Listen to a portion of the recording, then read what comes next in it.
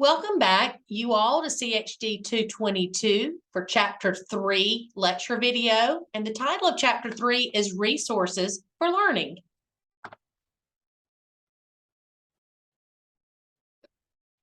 People have long known that humans, whether adults or children, learn best by doing. This is why the social studies curriculum demands that children be able to learn through firsthand experiences grounded in their here and now environment. But the here and now environment is more than just the physical environment. It includes interaction with others, both adults and children, as well as children's actions in the physical environments of the classroom, school, and community. After reviewing all of this week's content, you should be able to explain how to use children and their families as resources for teaching social studies, identify resources in and around the school and community for teaching social studies, and plan for active engagement in social studies topics, including learning centers. So join me as we learn all about resources for learning, school, family, and community. Humans learn best by doing. Therefore, the social studies curriculum demands that children be able to learn through firsthand experiences in the classroom and within the community. The here and now environment includes interaction with both adults and children. Children themselves are resources for social studies learning. Each child brings a unique set of experiences and skills to share with others.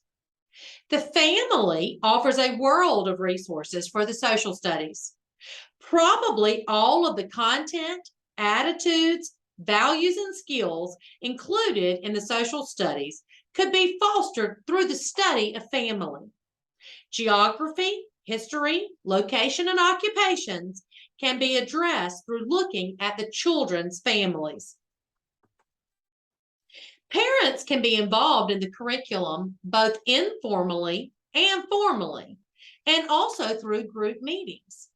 Together, teachers and parents share what they know about the child's strengths, interests, and learning style, and make decisions about the goals they will set for the child in the coming year. The school is a rich resource for social studies. If you want to be a teacher of young children, you must be able to look at the world through the eyes of a child. Following the theories of Mitchell, Piaget, and Vygotsky, you can gain a great deal of your social studies in the here and now world of the school, both inside and outdoors.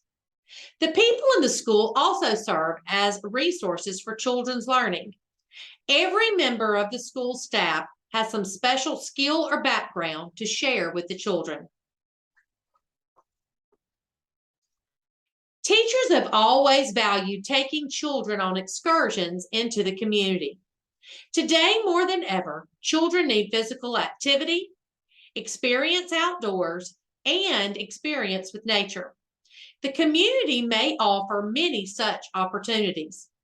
This can be done through field work, guest speakers, and community service. Ways to plan various types of field work or field trips are suggested. Planning is essential. As with everything else, children learn civic responsibility by doing. They learn to contribute to their community by contributing.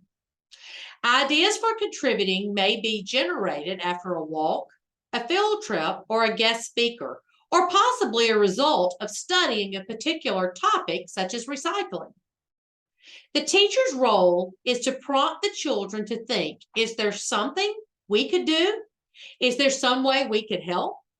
And then help the children decide what can be done realistically and help them carry it out. Ways to use the classroom as a resource are various.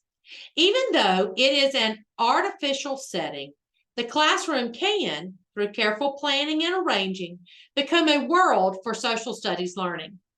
In any developmentally appropriate classroom, children can find water and sand, rocks and mud, woodworking tools, computers, art materials, blocks, books, other children and adults, boxes, foil, animals, and many other resources for learning.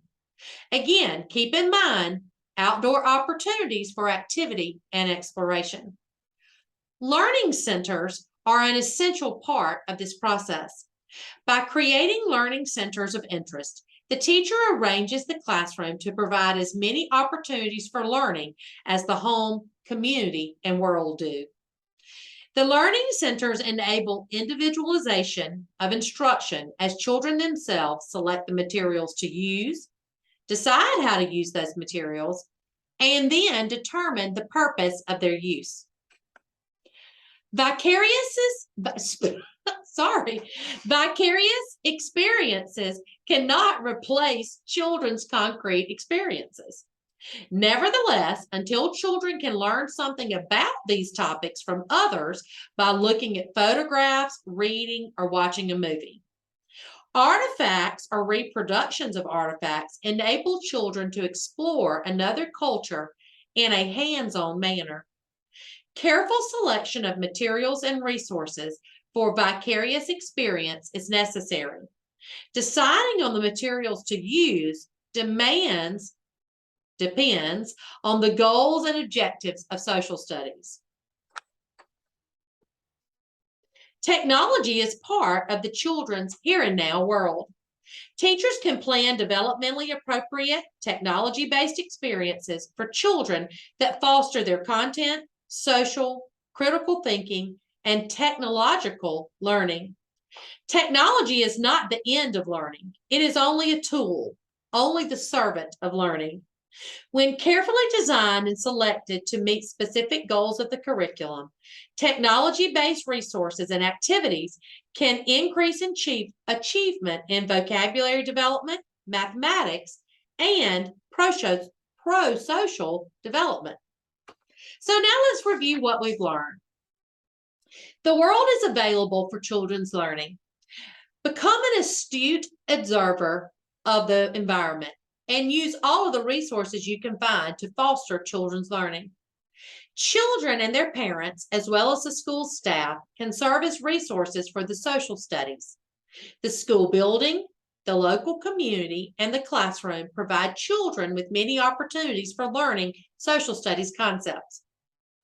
Field work is one of the cornerstones of the social studies. You can plan several different types of field trips for the year. Children learn best through actual experiences, and these trips offer a rich resource for the social studies, as do guest speakers and community service. The classroom should contain learning centers related to the current theme. Other materials are also useful. You can select textbooks, children's literature, reference materials, audiovisual resources, technology-based programs and tools, including the internet, and pictures to foster specific concepts. Real objects aid in recreating the natural environment and are vital to the social studies.